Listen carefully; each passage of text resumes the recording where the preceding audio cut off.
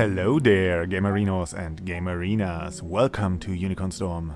And welcome to another Fooling Around. This is Rady, and today I've got Ocean's Heart for you. This happens to be a Zelda-like top-down action game by Max Mraz. I'm sorry dude, I just can't pronounce your name. I already covered him 2 times on this channel, although only in German, and I quite liked the games he made. Although they were pretty short and more like teasers for his upcoming game, this one. Both Yarntown and Hallows Eve had a lot of flaws, but also a lot of heart. And the thing that stood out most was Max's excellent sprite work. And Ocean's Heart continues this trend. The game looks stunning. I mean, for a 2D top-down retro-inspired game. But there's a lot of detail to find in his pixel art. Levels are filled with a lot of environmental objects. Enemies come in creative designs. Some of them more akin to animals, and others seemed more inspired by folklore. You'll get to explore a variety of different environments. Beautiful, radiant beaches, lush forests, rocky wastelands, and of course ancient temples and dank caves. You have to slay monsters, solve puzzles, collect items and find keys to save your father from dreadful pirates.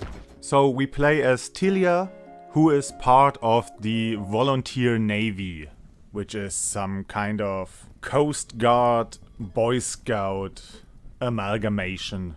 Her village gets attacked by pirates and her father sets out after them and never returns. So now it's Tilia's turn to travel the world, find her father, kill all the pirates I guess, and bring back peace to the land. During our journey we'll visit a lot of different towns and villages and get to help some of its inhabitants. We have to defeat a corrupt mayor or a criminal mead brewer, and of course we'll receive a bunch of tasks to kill X number of enemies. Completing tasks rewards us with money and sometimes consumable items that we'll need to heal ourselves or to craft powerful potions. Potions to heal ourselves with or to give us a boost to attack or movement speed or something like that for a short amount of time. NPCs sometimes offer some useful information, but a lot of the time it's not really clear what you can and cannot do and what you have to do in a specific situation. But this has more to do with you not getting enough visual feedback from some of your actions and less with bad quest design. Still, a lot of the time you're just wandering around aimlessly, visiting the same places over and over again, until this one time you just did the right thing and then you can progress. What I mean by that is that you will find a lot of objects in the environment that you can interact with, but you have to stand in the right place, facing the right direction, using the right action, or just nothing will happen. Your sword won't bounce off a statue, and your bombs don't leave behind, well, a smudge or something like that on an object you can't blow away. There's really just nothing happening. So you're not sure whether some interesting object is just, well, an interesting looking object, or if it actually has a purpose. Most of the time you will find a solution or get an answer if you're just fiddling around for long enough. But sometimes it's annoying when you find a interesting place and you don't know if there's even anything to it or if you need another item. The game tries to be structured a bit like Zelda and it fails. So it looks like Zelda, it has a lot of elements from Zelda, but it doesn't implement these elements that well. Zelda has a kind of rhythm to progression. You'll find an item to get over a roadblock, you reach a dungeon, you get another item to get over another roadblock. And with that, you unlock the game world step by step. This game is all over the place. There's a lot of downtime and you'll visit a lot of places between each item And these items aren't even that useful to begin with. So you get a boomerang that's good for stunning enemies and interacting with things far away. You get a spear that has a bit of a longer range than your sword, but doesn't attack in an arc.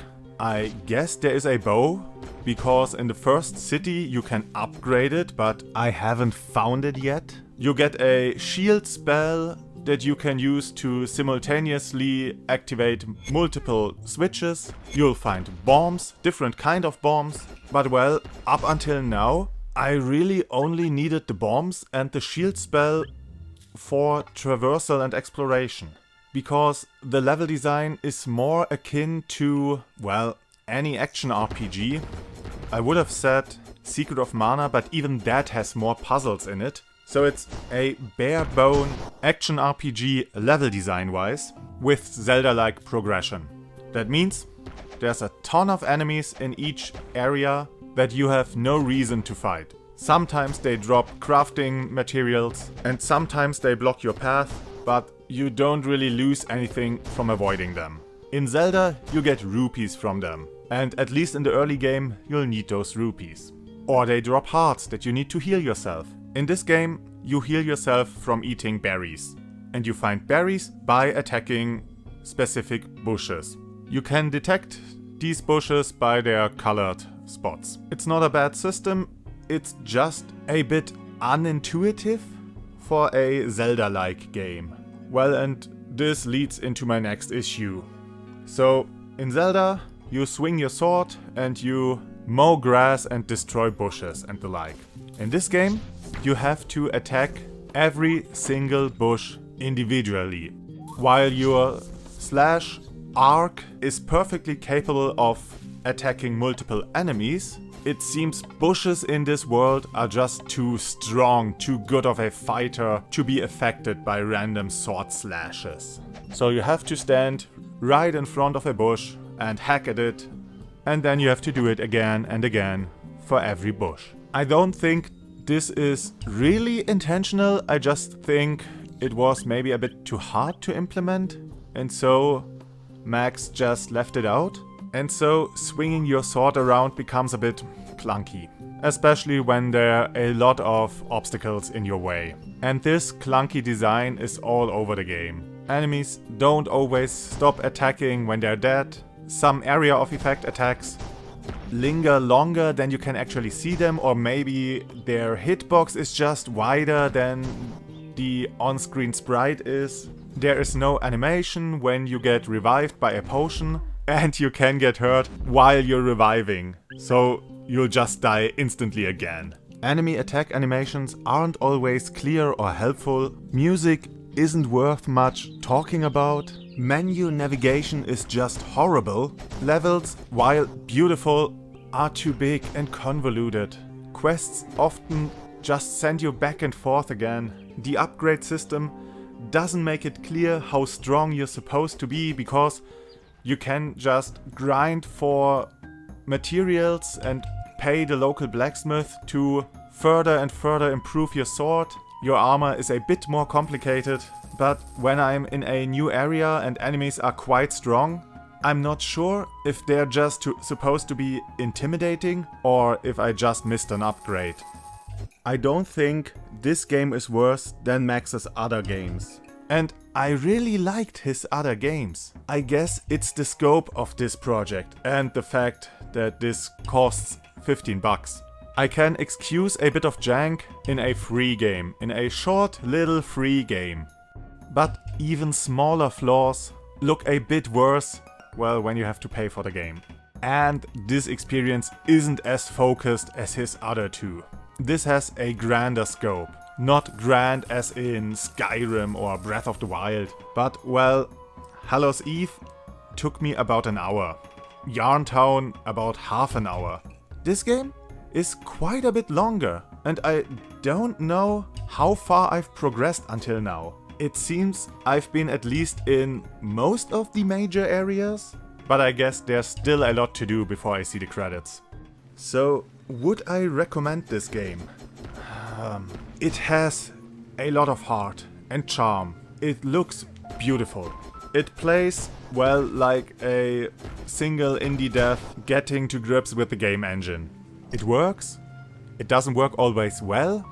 So I guess if you really like this style of game and if you kinda like what you see right now, then wait for a sale.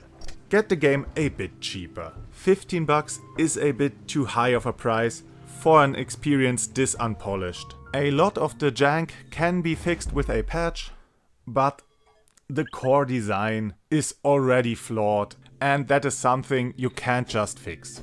Especially not as a single indie dev. But I will still keep my eye on him. Maybe his next game will be a true masterpiece. Until then, I wish you adieu. That's it from Rady. I hope you guys have a great day, and I hope to see you again on the next game.